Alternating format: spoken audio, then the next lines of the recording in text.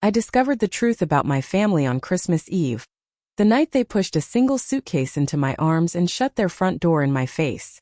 My sister stood behind the glass, porch lights glowing against her satisfied smile, and whispered, "Good luck out there, Jasmine." I survived that night by curling up on a frozen bench, shivering until my teeth ached, breath sharp as glass. That's when I saw her, a barefoot woman stumbling through the snow, skin turning a frightening shade of violet from the cold. Without hesitation, I slipped off my winter boots and pressed them into her hands. An hour later, the darkness exploded with headlights. 19 black BMWs rolled in like a synchronized parade. Every door opened at the same second. And from the center car, the same woman stepped out, no longer fragile, no longer freezing. What she said next rebuilt and destroyed everything I thought I knew. My name is Jasmine, and for most of my life, I believed survival meant being quiet, keeping my head down, and pretending my family wasn't slowly crushing me under the weight of their expectations. People only ever saw the Hillsborough house, the glass staircase, the immaculate holiday photos, the perfectly wrapped gifts lined under a tree big enough to scrape the ceiling. To outsiders, we were blessed. But luck is thin ice when love in your home is earned, not given, and appearances matter more than people. Growing up, I was the daughter you looked past. Talia shined. I was told to clap for her. She got the big birthday parties and the applause loud enough to shake the windows. I got polite nods and soft reminders to be appreciative. And every time I worked myself raw, Gregory, my father, would tilt his head and say, "Maybe try to keep up with your sister's potential." My mother, Helen, never corrected him. She never corrected anything. So I poured my energy into work. Late nights, skipped holidays, parts of my life I never reclaimed. The ad agency became the only place where my effort actually meant something. Until the morning it didn't. A corporate restructuring announcement. My badge turning red. A cardboard box on the passenger seat. Silence on the entire drive back to Hillsborough. "It's just for a few weeks," I told my mother over the phone. Her voice sounded rushed, like she had someplace far more important to be. I should have recognized that tone. But when your family only half loves you, even scraps of attention feel like a feast. When I pulled into the driveway, the house looked like a postcard, warm lights, garlands, a perfect Christmas scene. But the moment I walked inside, the air felt brittle.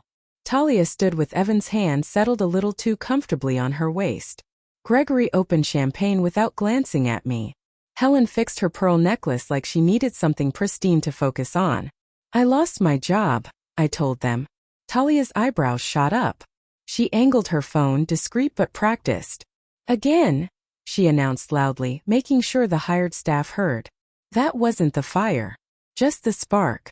Because under their polite smiles, behind Talia's ring that screamed money and Evan's smirk that screamed judgment, something else was brewing, quiet, calculated, and aimed directly at me. I should have sensed something when Gregory asked me to join them in the foyer. That was his corporate tone, the one he used when he was about to fire someone. Not a father's voice. Talia subtly flipped her camera so it faced me. Evan leaned against the railing like he had tickets to the show. Helen pretended the tree needed rearranging, eyes darting everywhere except toward mine. Gregory didn't offer me a seat. He just spoke my name like he was reading it off a document he couldn't wait to sign off on. "Jasmine, we made some decisions earlier this year. It's time to be transparent." Transparent. A sterile knife of a word. He explained it like a boardroom presentation.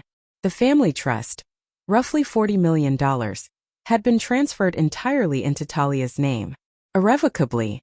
"You're 32, he said. "You should be able to stand on your own by now." I waited for some sign this was a joke. It wasn't. Helen flicked her eyes toward me for half a heartbeat before looking away. Talia chimed in, voice sweet and venomous. "It's for your benefit. You're unpredictable. Always changing jobs. Always anxious. Dad just wants you to mature." Her thumb hovered near her screen. "Recording, of course. You disinherited me without speaking to me?" My voice cracked. "We didn't disinherit you," Helen murmured. "We just reassigned things for Talia's lifestyle." I snapped. The silence that followed was the confirmation. Evan chuckled under his breath. "Jazz, don't be dramatic." Gregory raised a hand to silence me before I said another word. "You have 20 minutes to collect what you need." Security will escort you tomorrow for the rest. 32 years dismissed like an appointment reminder. I walked upstairs in a fog, passing every framed photo on the wall. Talia winning pageants, Talia holding trophies, Talia graduating. There wasn't a single picture of me. Not one. My old bedroom still smelled faintly of the lavender candles I used to hide from Helen. I stuffed jeans, sweaters, toiletries, and my laptop into a suitcase. Everything else, my books, my art, my childhood, stayed. When I came back downstairs, Talia was live streaming. "And here comes Big Sis," she narrated, with her tragic little suitcase. The front door opened. Cold air rushed in. I stepped outside. The door closed with a soft, expensive click. A courtesy. An ending.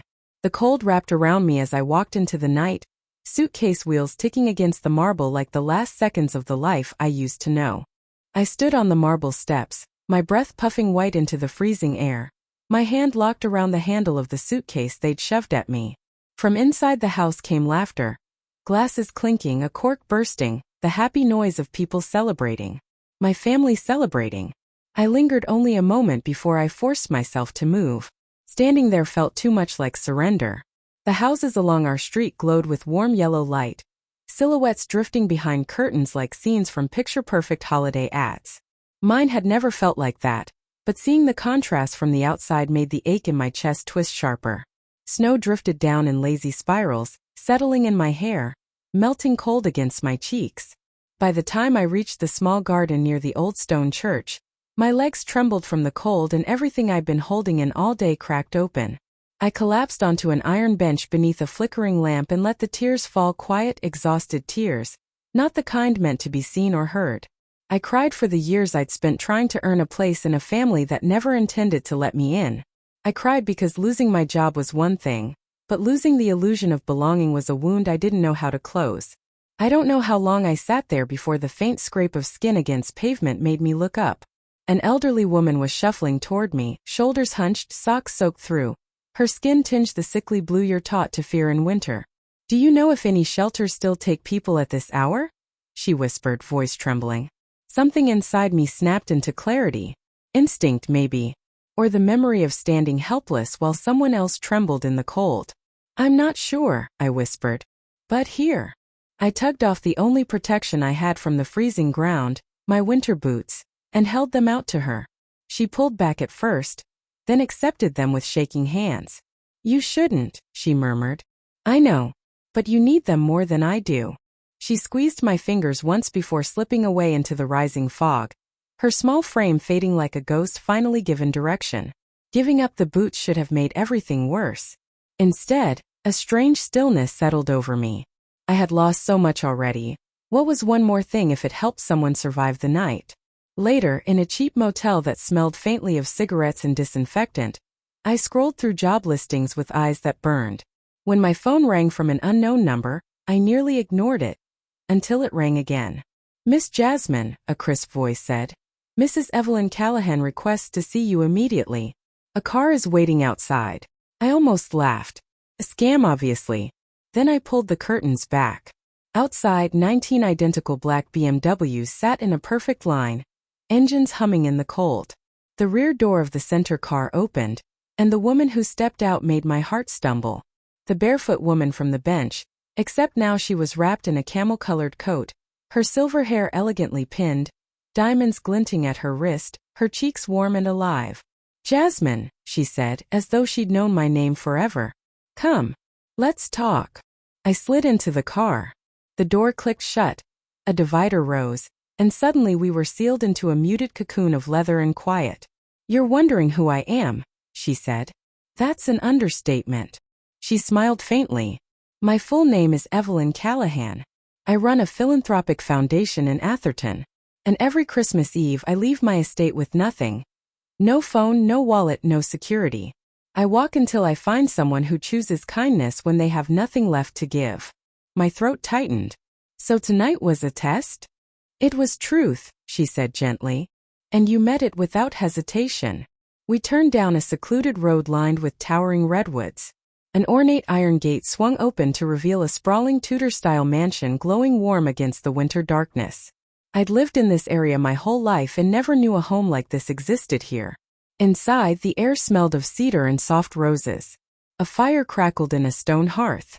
Everything was beautiful, yes, but there was a peace to it too, the kind that comes from a house built with intention rather than show. Evelyn motioned for me to sit. "You lost your job this morning," she said. "Your family cast you out tonight. And in the middle of freezing, humiliation, and exhaustion, you still handed away the last thing protecting you from the cold." She touched the boots beside her gently. "Do you know how rare that is?" "You had people watching me," I said quietly. "My team observed from a distance," she admitted. "They saw you pay for the motel in cash. They saw you apply for job after job. They saw you cry in the shower. At no point did you try to track me down or call your family for sympathy. You simply kept going." Heat flushed up my neck. "Why me?" Her expression softened, something fragile beneath her elegance. "Because I have no heirs. And I'm finished letting strangers decide the future of what my husband and I built. I want someone who understands invisibility, someone who gives from truth, not overflow."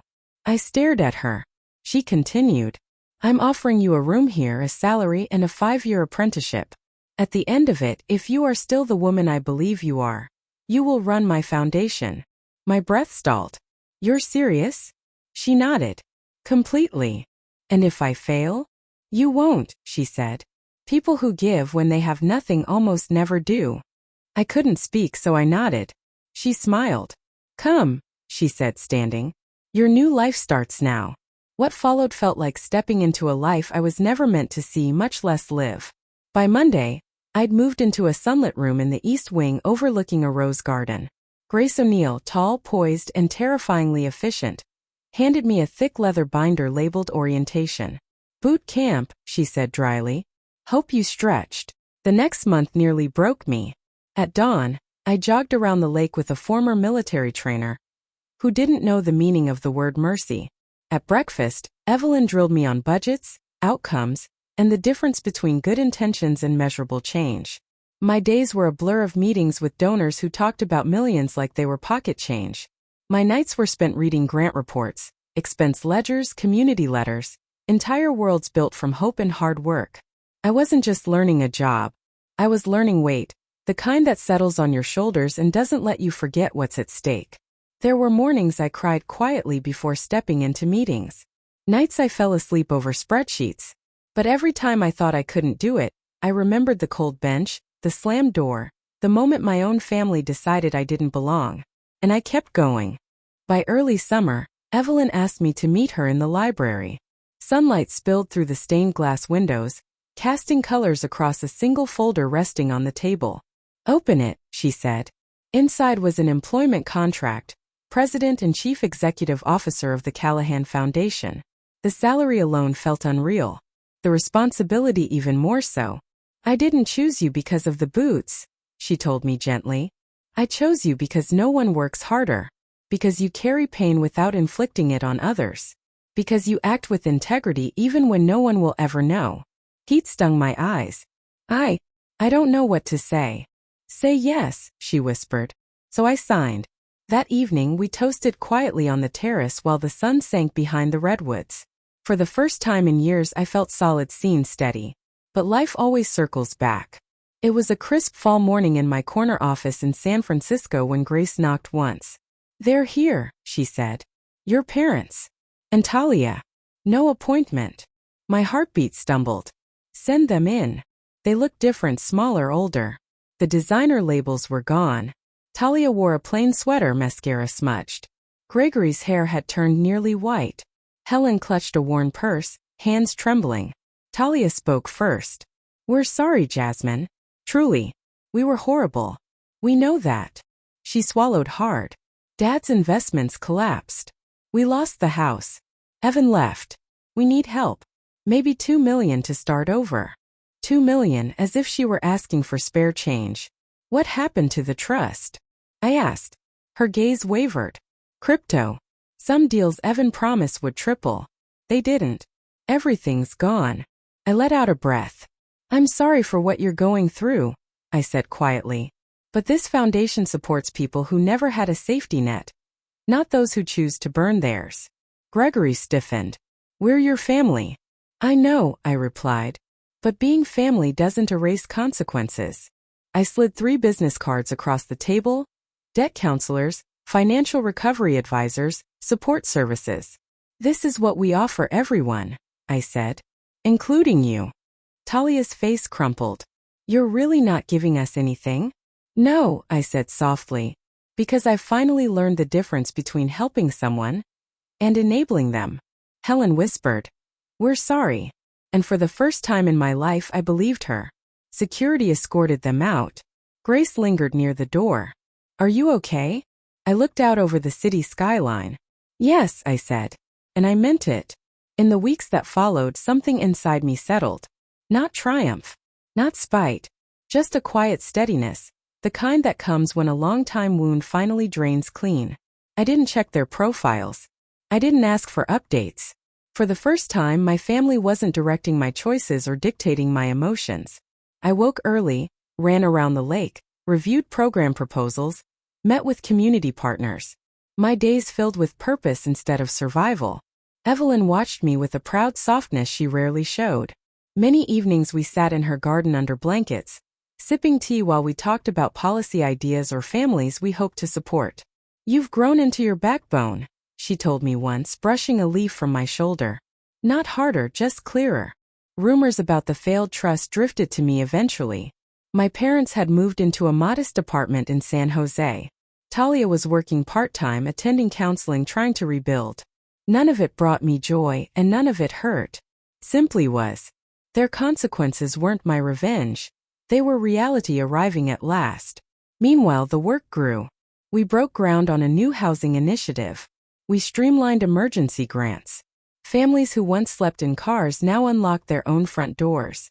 Children who once whispered in fear now laughed in hallways painted sunflower yellow. One night, locking up the foundation office, I caught my reflection in the glass. Tired, stronger, certain. I realized I no longer had anything to prove. I had already become the person I once needed. The day we opened Second Home, the plaza buzzed with families, volunteers, donors, kids weaving through planter boxes like they already belonged there. When the ribbon rustled in the breeze, I stepped up to the podium and looked out at the crowd. Hopeful faces, exhausted faces, all searching for a place to stand steady. I thought of the girl on that frozen bench, the one who shivered alone, convinced she'd been thrown away. So I told them what I wish someone had told me. You are not disposable. You are not defined by the people who failed to love you. You are defined by who you choose to become when the door closes and no one is watching. When the applause rose, something inside me eased light, whole, free. If this story resonated with you, share your thoughts in the comments and subscribe for the next chapter.